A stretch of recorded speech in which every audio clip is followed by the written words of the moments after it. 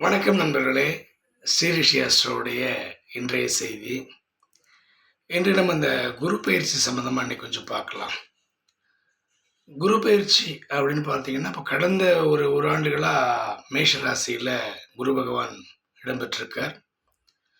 அவர் சித்திரை மாதம் 18ஆம் தேதி, அதாவது 1/5/2024 அன்று பயிற்சியாக இருக்கிறார். பிற்பகல் 2:29க்கு. இந்த பயிற்சியானது பார்த்தீங்கன்னா, யார் யாருக்கு நல்லது பண்ணுது, யார் யாருக்கு நல்லது பண்ணாமல் இருக்குது. எனக்கு கெடுதல் பண்ண மாட்டார் குரு பகவானை பொறுத்த வரைக்கும். அதனால் யார் யாருக்கு நல்லது பண்ணுறார், யார் யாருக்கு நல்லது பண்ணாமல் இருக்கார் அப்படிங்கிறத மட்டும் பார்த்துக்கலாம். இப்போ பார்த்தீங்கன்னா, அந்த சித்திரை 18 1/5/2024 பிற்பகல் 2:29க்கு பயிற்சியாகக்கூடிய குரு பகவான் பார்த்தீங்கன்னா, மேஷ ராசியிலிருந்து ரிஷப ராசிக்கு பயிற்சி ஆகிறார். குரு பகவானை பொறுத்த வரைக்கும் இருக்கிற இடத்த விட பார்க்குற இடம் ரொம்ப பெருமையாக இருக்கும். குரு பகவான் பார்வைன்னு பார்த்தீங்கன்னா 5, 7, 9. இப்போ குரு பகவான் எந்தெந்த ராசியை பார்க்குறாருன்னு பாருங்கள். 5ஆம் பார்வையா ரிஷபத்திலிருந்து கன்னியை பார்க்குறாரு. 7ஆம் பார்வையா ரிஷபத்திலிருந்து விருச்சிகத்தை பார்க்குறாரு. 9ஆம் பார்வையா ரிஷபத்திலிருந்து மகரத்தை பார்க்குறாரு. அப்போது கன்னி, விருச்சிகம், மகரம் மிகச்சிறப்பான பலனை எதிர்பார்க்கலாம். இப்போது எந்தெந்த ராசிக்கு சிறப்பான பலன் நம்ம பார்த்துட்டோம். அடுத்தது சாதாரண பலன்னு பார்த்தீங்கன்னா, மேஷ ராசிக்கு 2ஆம் இடத்துக்கு குருவாக வர்றார். ஸோ மேஷ ராசிக்கு சிறப்பான பலன். ரிஷபராசிக்கு 1ல் வர்றார். பொருள் அழிவு ஏற்படும்.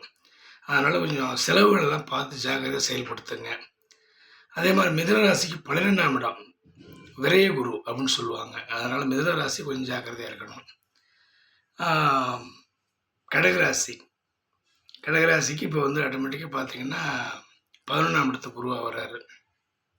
லாபகுரு கடகராசிக்கு நல்லா இருக்கு. இவருக்கு சிம்மராசிக்கு பார்த்தீங்கன்னா 10ல். ஸோ எந்த தொழில் செஞ்சாலும் பணம் 10ல் அந்த மாதிரி சூழ்நிலை ஏற்படும்.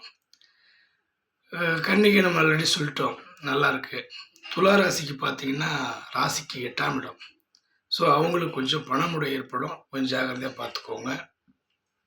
விருச்சிக ராசிக்கு நல்லா இருக்குன்னு சொல்லியிருக்கோம். தனுசு ராசிக்கு 5லேருந்து 6க்கு போகிறார். தடை ஏற்படும் எல்லாத்துலேயும், அதையும் கொஞ்சம் பார்த்துக்கோங்க. மகர ராசிக்கு நல்லா இருக்குது. 9ஆம் பார்வையை பார்க்குறதுனாலையும் இங்கேருந்து 5ஆம் இடமா இருக்கிறதுனாலையும் நல்லா இருக்குது. கும்பராசிக்கு 4 பார்வை, இங்கிருந்து 4ஆம் இடத்துல இருக்கார். அப்படி ஒன்றும் சிறப்பான பலனை எதிர்பார்க்க முடியாது. அதனால் கொஞ்சம் ஜாக்கிரதையாக இருக்கணும் பண விஷயத்தில். மீனராசிக்கு ஆஸ் யூஷுவல் 2ல் இருந்த குரு 3க்கு தடையில் போகிறாரு. அதனால் மீனராசிக்கு கொஞ்சம் பரிகாரம் பண்ணிக்கணும். இதை மட்டும் பண்ணிங்கனாலே போகிறோம். குரு பகவான் கெடுக்க தெரியாது, ஆனால் கொடுக்குற இடத்துல இல்லைங்கிறத புரிஞ்சுக்கோங்க. ஆக பரிகாரம் சொன்ன எந்தெந்த ராசிக்காரங்க இருக்காங்களோ அவங்கெல்லாம் வியாழக்கிழமையில் குரு பகவானுக்கு கொண்டக்கடலை மாலை சாத்தி